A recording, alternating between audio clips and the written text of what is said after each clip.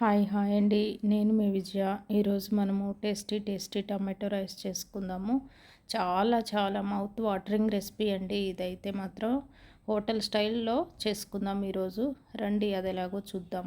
దీనికోసం ముందుగా stove on చేసుకొని ఒక కడాయి పెట్టుకొని ఒక 3-4 టేబుల్ స్పూన్స్ ఆయిల్ వేసుకొని ఆయిల్ కొంచెం హీట్ అయిన తర్వాత హోల్ గరం మసాలా అండి, అంటే బిర్యానీ ఆకు, లవంగాలు, ఇలాచి, చెక్క, జీరా ఇవన్నీ వేసుకొని కొంచెం ఫ్రై చేసుకోవాలండి. ఈ హోల్ గరం మసాలా ఐటమ్స్లో ఒక్కొక్క దానిలో ఒక్కొక్క మెడిసినల్ ప్రాపర్టీ ఉందండి. ఏదైనా మితంగా తీసుకుంటే మనకి ఎప్పటికీ హామ్ చేయదండి. ముందుగా ఆనియన్స్, చిల్లీస్ కట్ చేసుకొని ఇదే కడాయిలో వేసి రుచికి తగినంత సాల్ట్ వేసి పసుపు వేసి కలుపుకోవాలండి. అన్నట్టు మీకు ఈ విషయం తెలుసా అండి? టమాటో జ్యూస్ తాగితే కనుక రెగ్యులర్గా బ్యాడ్ కొలెస్ట్రాల్ అనేది మన ఒంట్లో అనేది ఉండదంటండి. దీన్ని మిరాకిల్ వెజిటబుల్ అని కూడా అంటారంట కొన్ని ఏరియాస్లలో. అంతటి మిరాకిల్స్ చేస్తుందంట ఈ టమాటో. ఈ టమాటోలో సి విటమిన్ ఉండటం వల్ల మన స్కిన్ కూడా బాగా బ్రైట్గా ఉంటుందండి.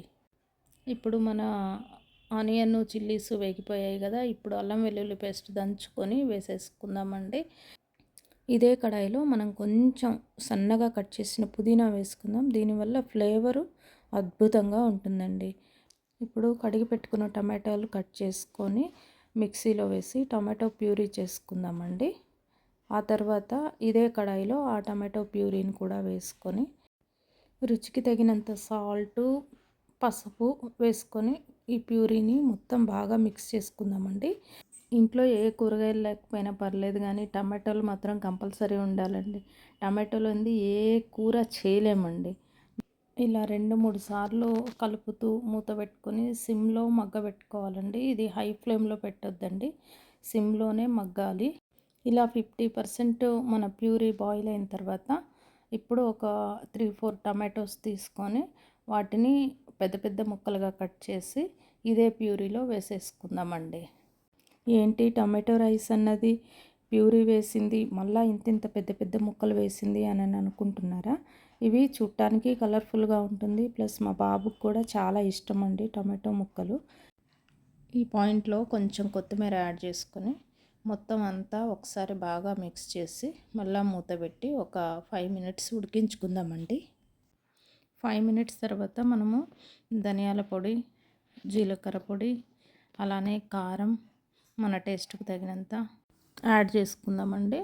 అయితే ఇందులో సపరేట్గా గరం మసాలా అంటూ ఏం అవసరం లేదండి. ఆల్రెడీ హోల్ గరం మసాలా వేసాం కదా, అందువల్ల గరం మసాలా పౌడర్ అయితే ఏం యాడ్ చేయాల్సిన అవసరం లేదండి. ఈ ఇంగ్రీడియంట్స్ అన్నీ వేసిన తర్వాత మరొకసారి బాగా కలిపి మూత పెట్టేసుకోవాలండి. అప్పుడే ఈ ఫ్లేవర్స్ అన్నీ ఆ ముక్కకు పట్టేస్తాయి, గ్రేవీ కూడా చక్కగా ఉడికిపోతుందండి. ఈలోగా మనము రైస్ తీసుకొని ఉండలు లేకుండా ముద్దగా లేకుండా పొడిగా ఉండేలాగా చూసుకోవాలి. ఈ టమాటో రైస్కి అన్నము వేడిగా ఉండకూడదండి, పొడిలాడుతూ రైసు చల్లార్చుకొని పెట్టుకోవాలండి. ఉండలుగా ఉంటే బాగోదన్నమాట. ఇప్పుడు మనం టమాటో గ్రేవీ ఎంతవరకు వచ్చిందో చూద్దాం రండి.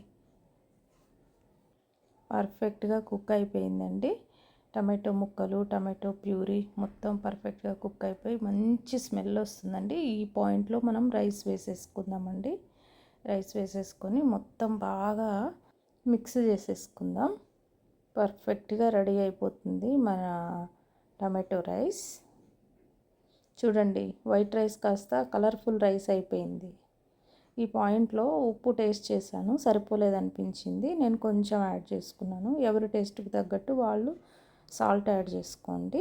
మేమైతే లెమన్ ఎక్కువగా యూజ్ చేస్తుంటాం మా వంటలలో, అందుకని నేనైతే పిల్లలు ఇష్టంగా పుల్లగా కారంగా తింటారు అని చెప్పేసి నేను కొంచెం లెమన్ యాడ్ చేశాను. ఇష్టం లేని వాళ్ళు స్కిప్ చేసుకోవచ్చు. ఫైనల్గా కొంచెం కొత్తిమీరతో మళ్ళీ గార్నిష్ చేశాను. అంతా ఒక్కసారి మళ్ళీ కలిపేసుకొని ఒక 1 మినిట్ ఆగి డిష్ అవుట్ చేసేయటమేనండి.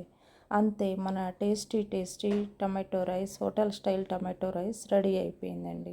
నిజంగా చెప్తున్నాను, ఇదే స్టైల్లో మీరు కూడా ట్రై చేయండి. ఎంత బాగుందంటే అంత బాగుందండి.